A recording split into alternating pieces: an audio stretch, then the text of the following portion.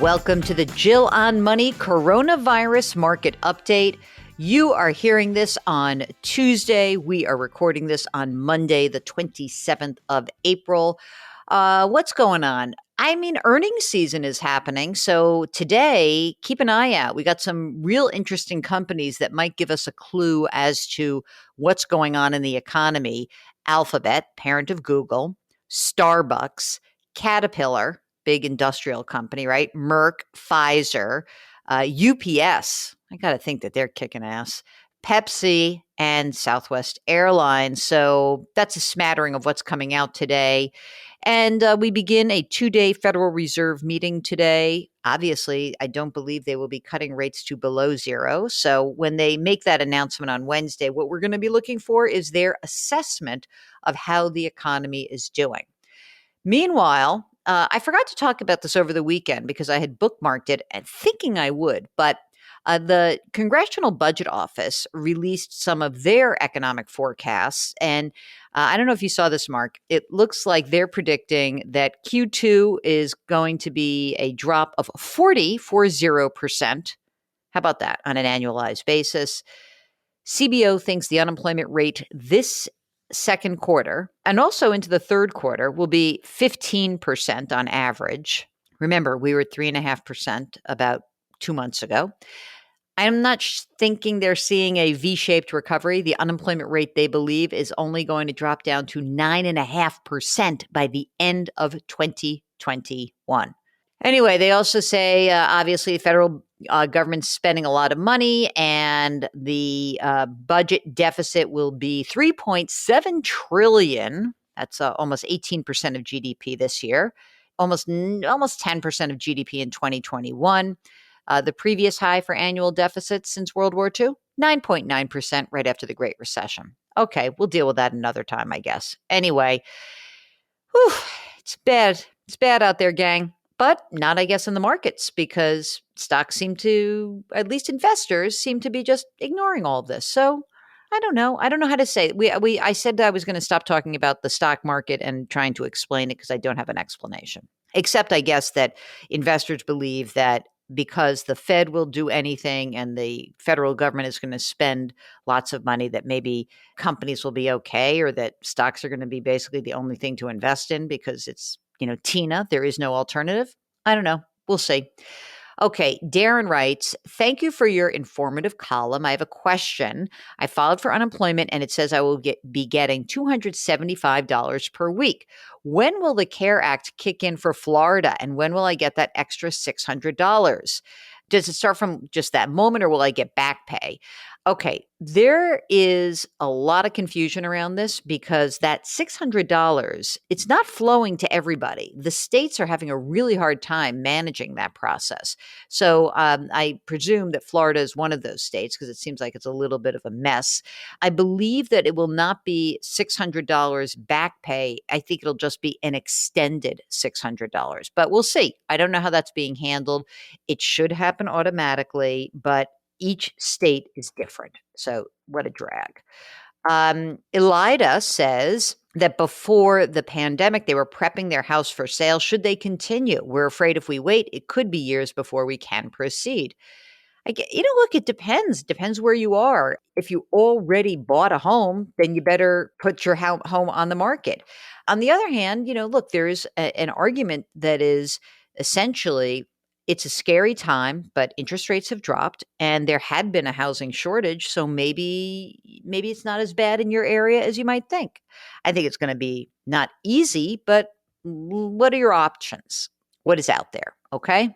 Anthony writes, I listen to your morning COVID podcast every morning and I love it. Keep going with these after the crisis. I'm trying, man. Okay. Question. I had a previous advisor that put my money in a fund that has been frozen for many years. It's called United Development Fund. I'm going to Google that right now. Stand by. Oh, it's an investment in residential real estate. So I wonder if it's a REIT.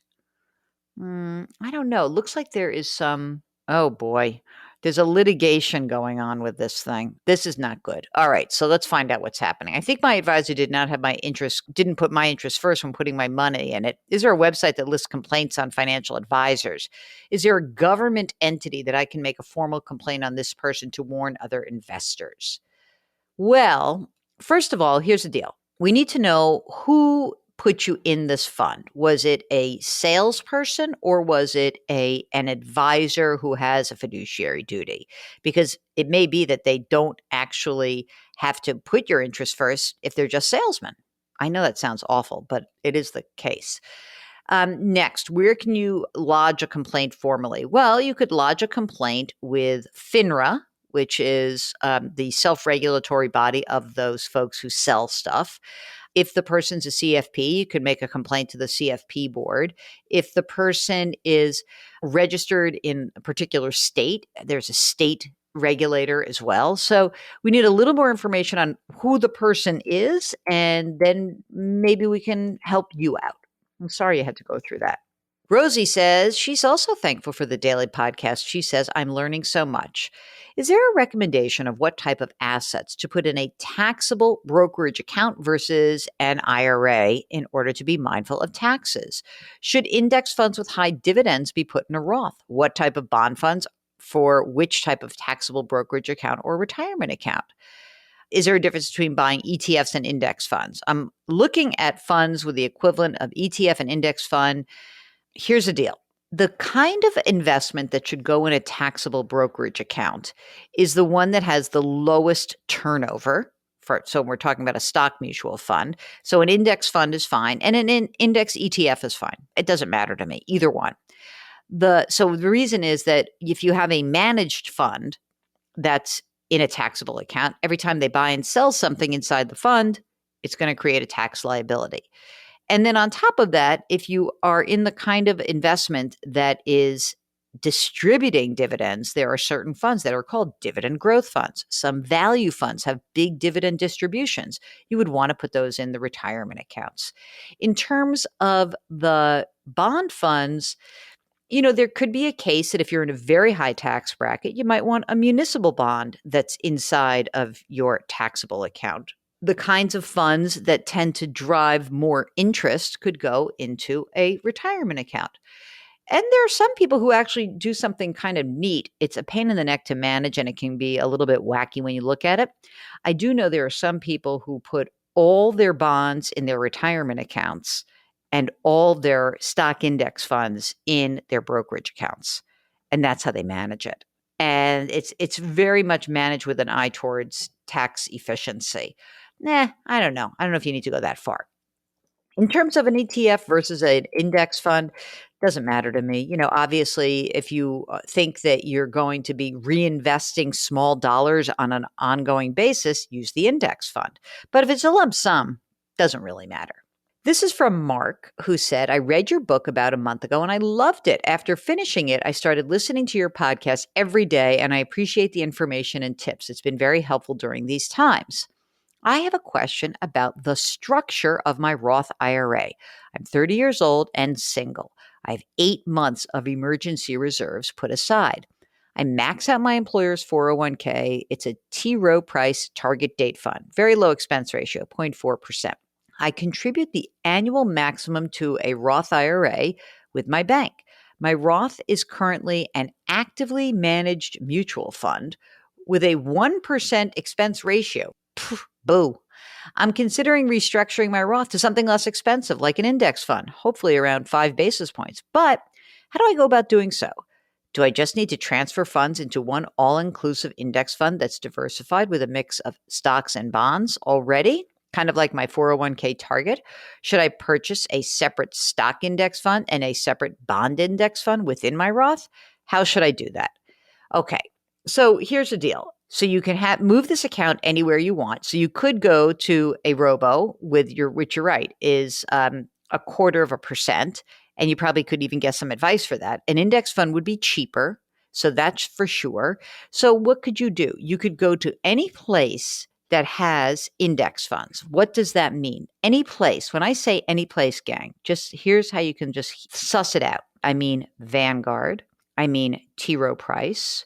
I mean Fidelity, I mean TD Ameritrade, and I mean Charles Schwab. Those are your big ones. They have cheap index funds. Each of them also has a target date fund if you're interested in that.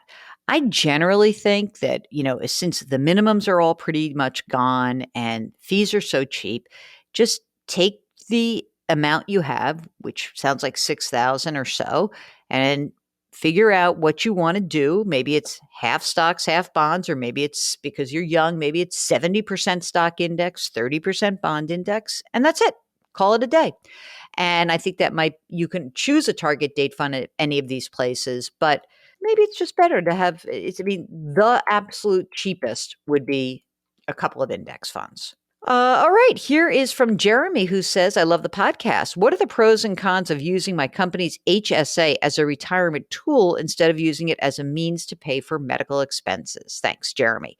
Jeremy, an HSA is an amazing form of saving for future healthcare needs. In other words, I don't know if you need to think of it as a retirement tool so much as it's a retirement health benefit tool, because you can set aside the money pre-tax, right? When you take it out to pay for qualified, unreimbursed medical or health expenses, there's no tax due.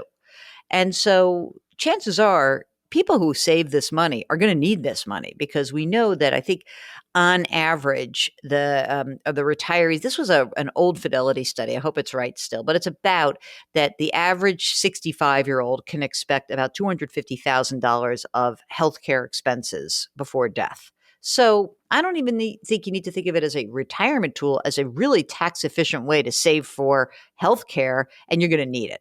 So I think well worth it for you to use it. One thing that is a little bit weird, the investments that are offered for HSAs, not great.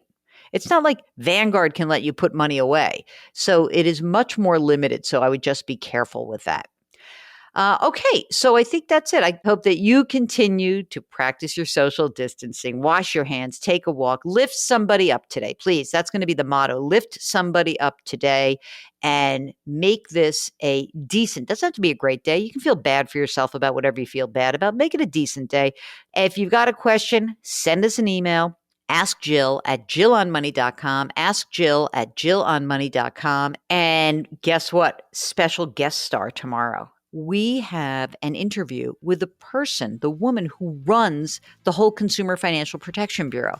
When I was on television a couple of weeks ago, I made an offhand comment about how the Consumer Financial Protection Bureau had a really good tool for prioritizing your bills, and it was helpful for those folks who were laid off amid the virus. And I plugged this tool. It is good. They called me up and they said, thank you so much for saying that. We really appreciate it. Is there anything we can do for you? I'm like, yeah, could you get the director? I would love to interview her for the podcast. They're like, okay. And it happened. Mark made it all happen. But anyway, stay tuned tomorrow. CFPB, Head Honchess. All right? Right here on Jill on Money. Okay, thanks for listening. We'll talk to you tomorrow.